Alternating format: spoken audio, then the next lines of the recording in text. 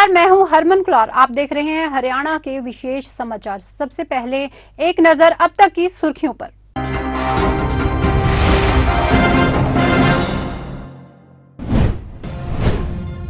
हरियाणा में हो रहे पंचायती राज चुनावों के प्रथम चरण में सर्वसम्मति के साथ साथ पंच परमेश्वर चुने। पंजाब के मुख्यमंत्री भगवंत मान ने हरियाणा में उम्मीदवार सतेंद्र सिंह के समर्थन में जोर शोर से किया प्रचार।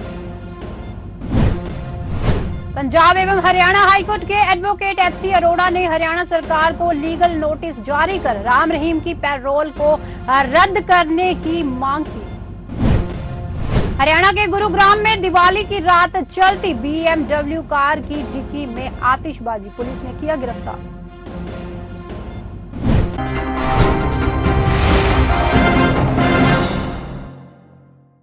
अब खबरें विस्तार से। हरियाणा में हो रहे पंचायती राज चुनावों के प्रथम चरण में सर्वसम्मति के साथ पंच परमेश्वर चुने जा रहे हैं। 9 जिलों में 133 सरपंच और 17,158 पंच बिना चुनाव के ही चुन लिए गए। इस प्रकार 56 ब्लॉक समिति के सदस्यों को भी आपसी भाईचारे के चलते सर्वसम्मति के साथ चुना गया। आंकड़ों के मुताबिक वर्ष 2016 में हुए पंचायत चुनाव में पंच 64.3% सर्वसम्मति से चुने गए थे। इस बार आंकड़ा 66.1 है। सरपंचों की बात करें तो पिछली बार 4.4% औसत थे, जो इस बार 5.11 है। पंचायत समिति में 3.9 के बजाय 4.4% सर्वसम्मति से चुने गए हैं। जिला परिषद में पिछली बार 0.5% सर्वसम्मति से चुने गए थे। हालांकि इस बार केवल जिला परिषद के चुनाव में कोई सहमति नहीं बन पाई। प्रथम चरण में भवानी, झज्जर, जींद, कैथल, महेंद्रगढ़, नूंह, पंचकूला, पानीपत और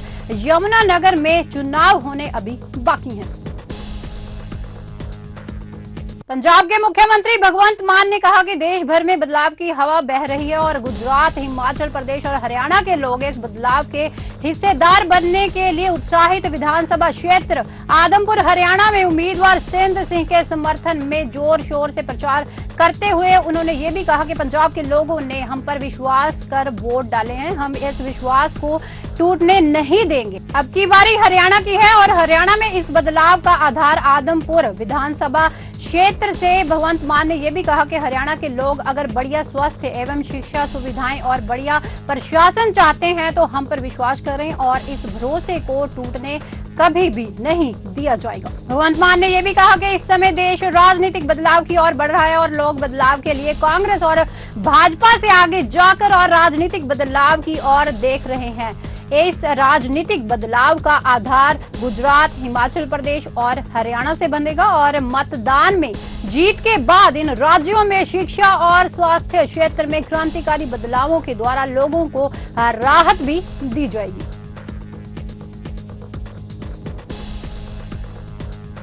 पंजाब एवं हरियाणा हाईकोर्ट के एडवोकेट एचसी अरोड़ा ने हरियाणा सरकार को लीगल नोटिस जारी कर राम रहीम की पैरोल को रद्द करने की मांग की है। हत्या और साध्वियों की यौन शोषण मामले में सजा काट रहे गुरमीत राम रहीम को कुछ समय पहले पैरोल दी गई थी। एडवोकेट एचसी अरोड़ा ने लीगल नोटिस जारी करते हुए ये कहा है कि राम रहीम बेहद गंभीर अपराधों का दोषी है और इस तरह के अपराधी को पैरोल का लाभ नहीं दिया जाना चाहिए। अरोड़ा ने लीगल नोटिस में राम रहीम की पैरोल को तुरंत रद्द करने की हरियाणा सरकार से मांग की है। अरोड़ा ने नोटिस में यह भी कहा है कि इस प्रकार के अपराधी को खुद को प्रचारित करने की अनुमति तक नहीं दी जानी चाहिए। वकील ने लगाए हरियाणा सरकार पर लाड़ दुलार के इल्जाम। उन्होंने कहा कि राम रहीम के वायरल हो रहे वीडियो को लेकर पंजाब हरियाणा हाईकोर्ट है जो इस पे सख्त से सख्त विचार करे।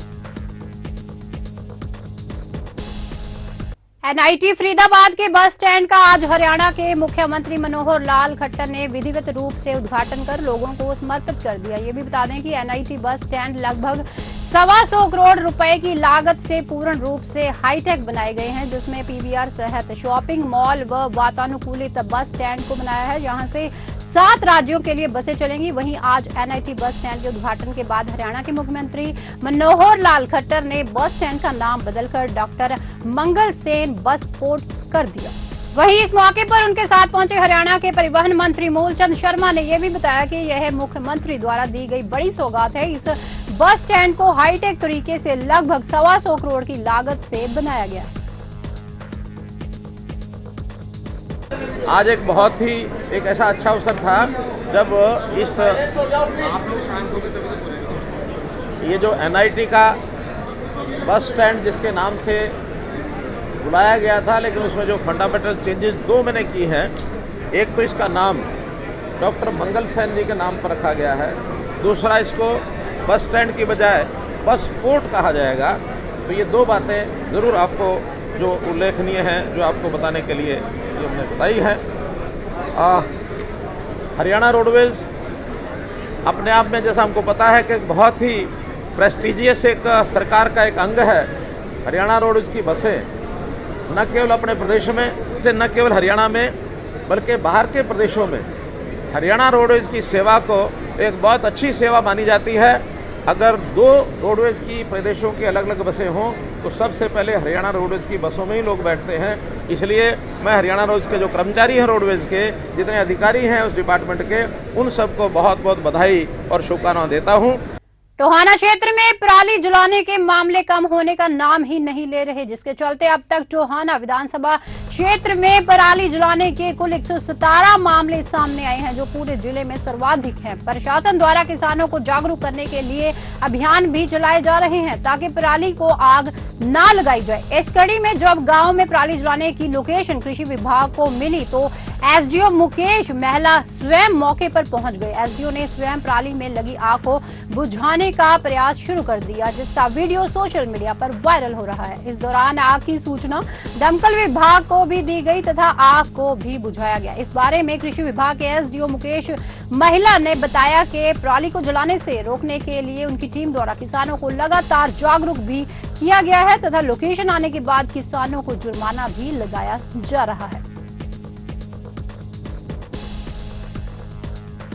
टोहाना सब डिवीज़न में अब तक 117 मामले सैटेलाइट से लोकेशन में आए हैं और उन पर जो कार्रवाई है चल रही है।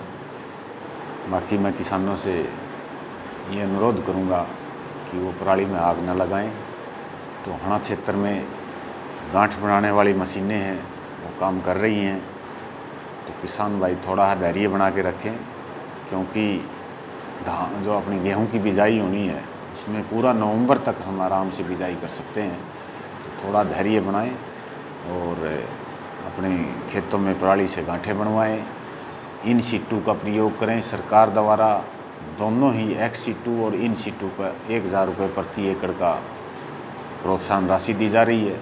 ज़्यादा से ज़्यादा किसान भाई अपना रजिस्ट्रेशन करवाएं और ये राशि प्राप्त करें। कलाया स्थित धीमान धर्मशाला में ब्लॉक स्तरीय कार्यक्रम का आयोजन कर भगवान विश्वकर्मा जयंती धूमधाम से मनाएगी। कार्यक्रम की अध्यक्षता ब्लॉक प्रधान धर्मपाल धीमान ने की। मुख्य अतिथि के रूप में डीएसपी सज्जन कुमार ने शिरकत की। कार्यक्रम के दौरान से पूर्व हवन यज्ञ कर समूह में भगवान विश्वकर्मा की स्तुति की। ऐसी मान्यता है कि भगवान विश्वकर्मा विश्व के पहले इंजीनियर रहे हैं, इसलिए औजारों की साफ कर उनकी पूजा आरती की गई है।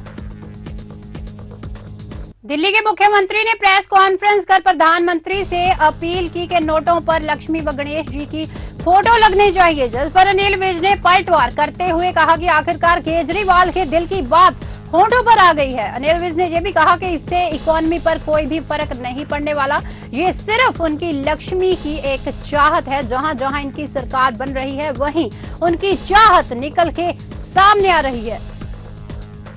आखिरकार लक्ष्मी के पुजारी केजरीवाल जी की बात ओठों पर आई गई। बहाना चाहे नोटों पर लक्ष्मी छापने का है, परंतु हर काम करने से पहले लक्ष्मी रहेगी तो उनके सामने। भक्ति इसी को कहते हैं। ये तो जो उनकी लक्ष्मी की चाहत है हर काम में, और जो ऐसा जैसा सामने आता जा रहा है, जहाँ जहाँ ये सरकारें बना रहे हैं, ये वो चाहत निकल कर सामने आई। लेकिन बहुत सारे इसके अंजाम हो सकते हैं, लेकिन उन्होंने नहीं सोचा, क्योंकि अंधभक्ति जो होती है ना, अंधभक्ति सोचने नहीं देती। अंधभक्ति तो लक्ष्मी की है कि लक्ष्मी आनी चाहिए, लक्ष्मी की फोटो लगनी चाहिए। हरियाणा के गुरुग्राम में दिवाली की रात चलती BMW कार की डिक्की में आतिशबाजी करने का वीडियो सोशल मीडिया पे लगातार तेजी से वायरल हो रहा है। इस वायरल वीडियो का संज्ञान लेते हुए पुलिस ने इस मामले में डीएलएफ थाने में मामला दर्ज करने के बाद 3 दोस्तों को गिरफ्तार किया है। गिरफ्तार किए गए तीनों आरोपियों की पहचान नकुल, जतिन और कृष्ण के रूप में हुई है। पुलिस ने BMW कार और वर्ना कार को भी बरामद कर लिया है। आरोपियों के द्वारा पटाखे जलाने की वीडियो सोशल मीडिया पर अपलोड किया गया था, जिसके चलते पुलिस ने इन दोषियों को गिरफ्तार किया है। एसपी प्रीतपाल सांगवान ने यह भी बताया कि सोशल मीडिया पर एक वीडियो वायरल हो रहा था, जिसमें काले रंग की BMW कार की डिक्की में स्काई शॉट रखकर चलाए जा रहे थे। वीडियो में देखा जा सकता है कि कार शंकर चौक से साइबर सिटी से गुजरते हुए गोल्फ कोर्स रोड की तरफ जा रही थी। पुलिस इस वायरल वीडियो का संज्ञान लेते हुए तुरंत कार के नंबर के आधार पर कार की पहचान कर उसके मालिक तक पहुंची और उसके बाद लापरवाही बरतने और दूसरों की जान इस तरह से जोखिम में डालने की धाराओं में डीएलएफ में थाने में मामला दर्ज कर तीनों आरोपियों को गिरफ्तार कर लिया गया।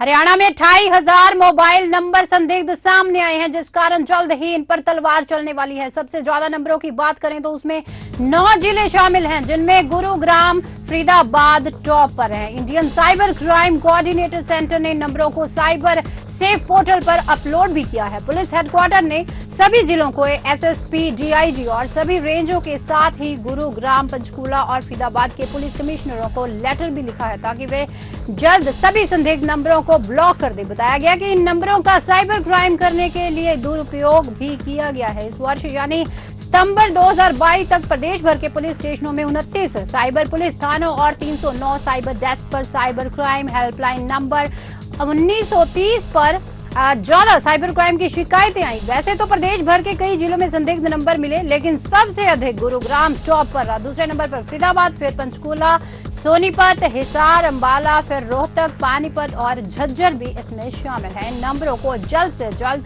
ब्लॉक कर दिया जाएगा।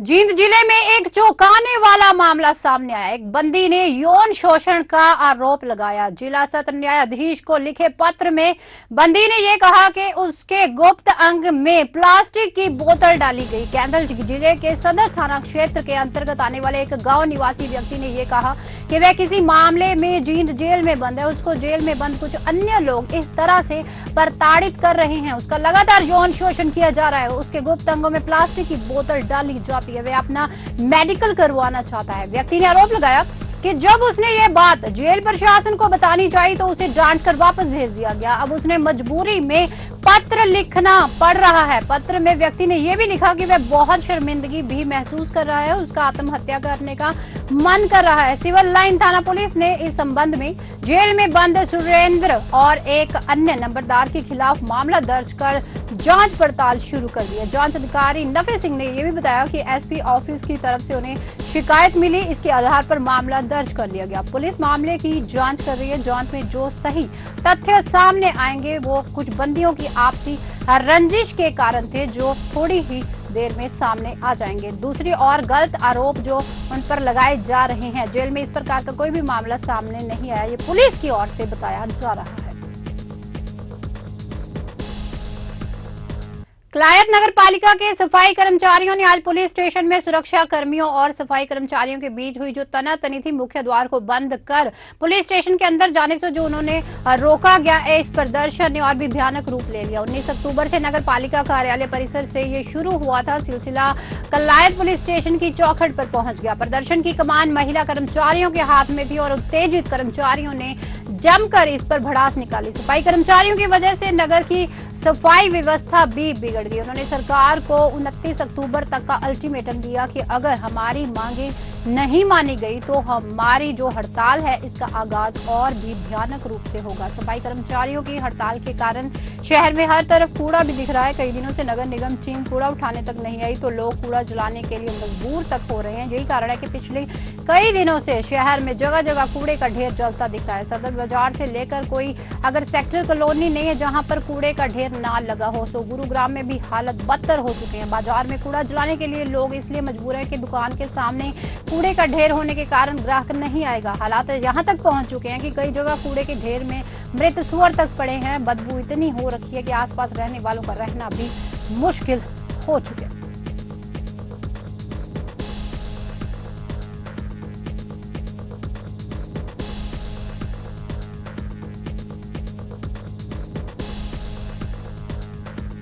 अब तक के लिए हरियाणा न्यूज में इतना ही। कुछ और विशेष समाचारों के साथ एक बार फिर से मुलाकात होगी। हरमन कुलार को दीजिए इजाजत। धन्यवाद।